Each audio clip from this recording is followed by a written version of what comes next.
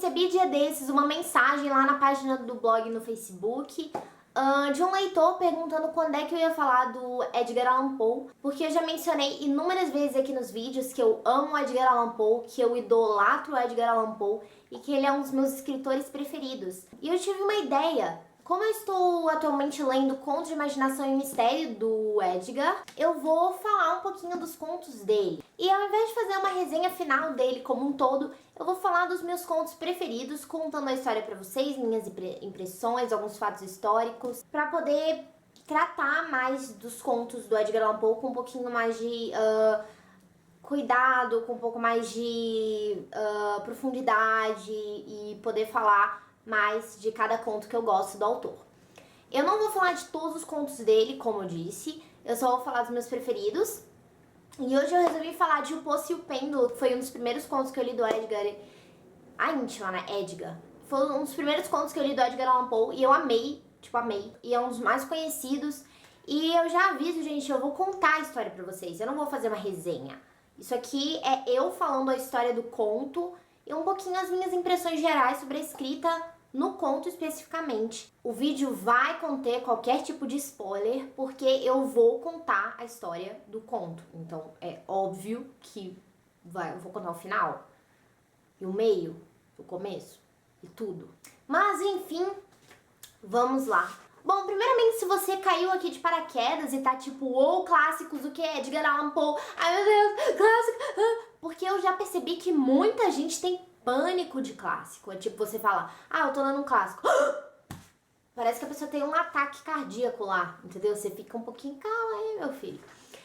Quem é Edgar Allan Poe, que eu amo tanto, que eu adoro tanto, que eu adoro, sou fascinada com a história de vida dele, principalmente da morte dele.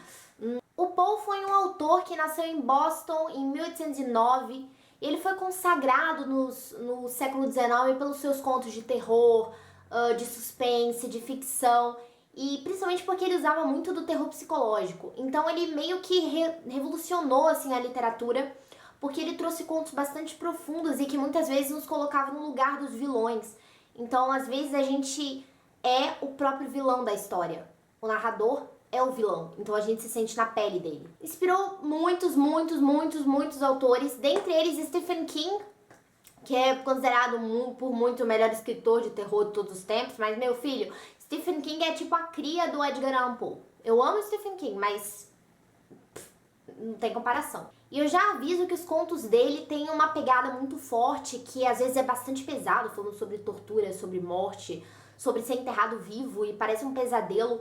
E tem aquela coisa, né, de clássico, porque foi escrito no século XIX, então tem palavras que a gente não usa muito atualmente, e uma escrita um pouquinho mais difícil, porque, sim. Enfim, o conto foi publicado pela primeira vez em 1842 e foi adaptado para filme em 1961, mas não foi considerado muito fiel, e o conto realmente, a tortura que aparece no conto, só vai lá aparecer lá nos últimos 15 minutos do filme, então não é tão fiel assim. E se passa na Espanha, no meio da Inquisição.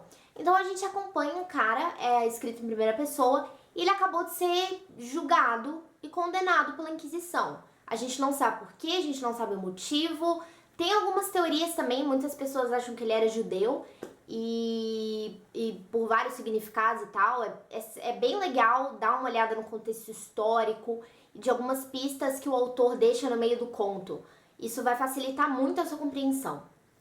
Mas enfim, ele foi julgado, condenado, e aí ele acorda e ele tá numa sala, só que ela é tudo escura. Então ele tá no escuro, em pânico, e ele não tá conseguindo assim, ele tá com uma sensação horrível, ele não tá vendo, e ele começa a tatear as paredes, tentando reconhecer o local.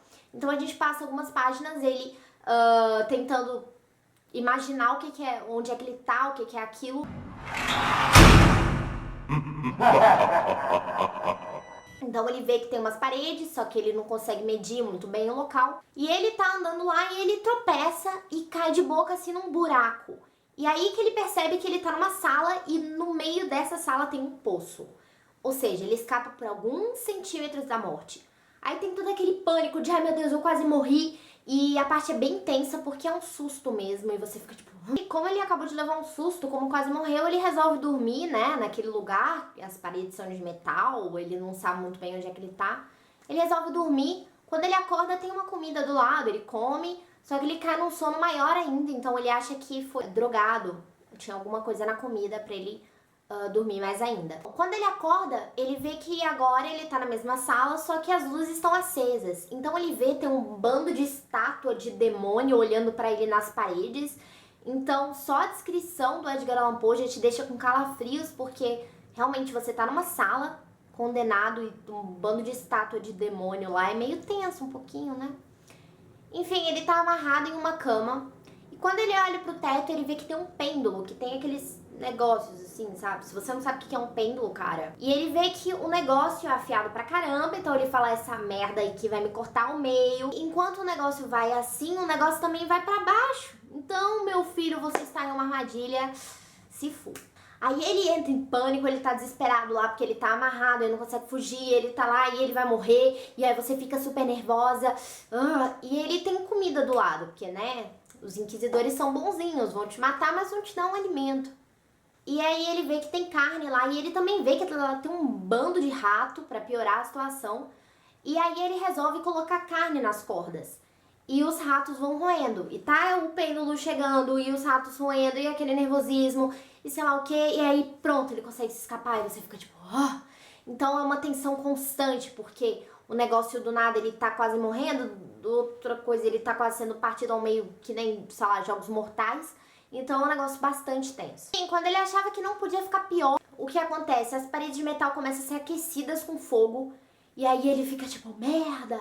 E não dá pra respirar porque aquele negócio tá cheio de fogo e o negócio começa a fechar, entendeu? As paredes estão fechando, então ele tá lá, sabe, no meio daquele negócio, quase sendo esmagado. E ele tá quase caindo no poço, porque ou ele é esmagado pelas paredes, porque as paredes estão puxando, estão empurrando ele pro poço, que tá no meio da sala. Então ele tá quase caindo de lá e ele pensa, vou ter que me jogar no poço, mas ai meu Deus, tá todo aquele preparo psicológico, você tá tipo, cara, eu não acredito que o conto vai terminar assim, eu não acredito que o homem vai morrer depois de tudo isso.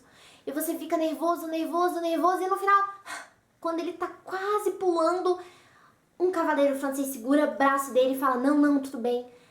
E nossa... Enfim, o que aconteceu? Os cavaleiros franceses derrubaram a Inquisição, caíram nas mãos dos inimigos e ele por um triz não morreu. Sei lá, eu fiquei muito apreensiva durante o negócio porque eu fiquei realmente nervosa e me senti como se eu estivesse lá dentro. Então, a escrita dele é fantástica, entendeu? É lenta, é bastante lenta. Eu li o livro, eu li o conto bem vagarosamente, porque tinha palavras que eu não sabia, e a escrita dele é um pouquinho maçante. Então, pra quem tá acostumado, sei lá, com John Green ou com, sei lá, Harry Potter, vai achar um pouquinho intimidador, mas, meu filho, só indo, daqui a pouco você pega a manha e vai conseguir ler um livro inteiro de contos do Edgar em um dia. Eu considero que esse conto seja de terror psicológico, porque é uma situação que bastante apreensiva e claustrofóbica em certos pontos. Eu sou um pouquinho claustrofóbica, então aquela parte que as paredes estão quase matando ele, eu tava tipo... E é bastante agonizante, dá muita agonia, dá muita gastura, assim... Ai, horrível, e bastante dá uma sensação de escuro, como se você estivesse lendo no escuro mesmo. Porque você não sabe o que vai acontecer, você não sabe onde é que você tá, você não sabe onde é que o personagem tá. Se o personagem não sabe onde é que ele tá, como é que você vai saber, entendeu? Então é muito desesperador. Eu li algumas teorias em blogs e tal, falando sobre o contexto histórico, sobre sei lá o que, e que... Na verdade, o poço é a representação do inferno, por isso que o cara ficou tão com medo e que ele seria um judeu acusado de heresia, sei lá o quê. Mas eu achei, tipo, incrível o conto. Um dos meus preferidos do Poe, com certeza. Eu recomendo muito pra vocês. E talvez, inclusive, pra começar com Edgar Allan Poe, se vocês quiserem começar... Com certeza deve ter online, deve ter o filme, e eu também vi vários videozinhos meio que de animações inspiradas no conto. Então, se você não curtir muito ler, mas quer conhecer mais da obra desse incrível autor, então procura lá, eu vou deixar os links aqui na descrição, tá bom? E, cara, esse conto é incrível, incrível mesmo. Obviamente que esse conto vai levar 5 chicletes, porque além de ser do Edgar Allan Poe, e eu sou meio suspeita pra falar porque eu amo ele, é um conto bastante bem desenvolvido, com uma história muito intrigante e muito legal. E virei fã desse conto e virei mais fã ainda do autor, então, me falem aqui nos comentários se vocês já leram alguma coisa do Edgar Allan Poe, se vocês gostam, se vocês já conheceram esse conto, provavelmente, porque é muito famoso.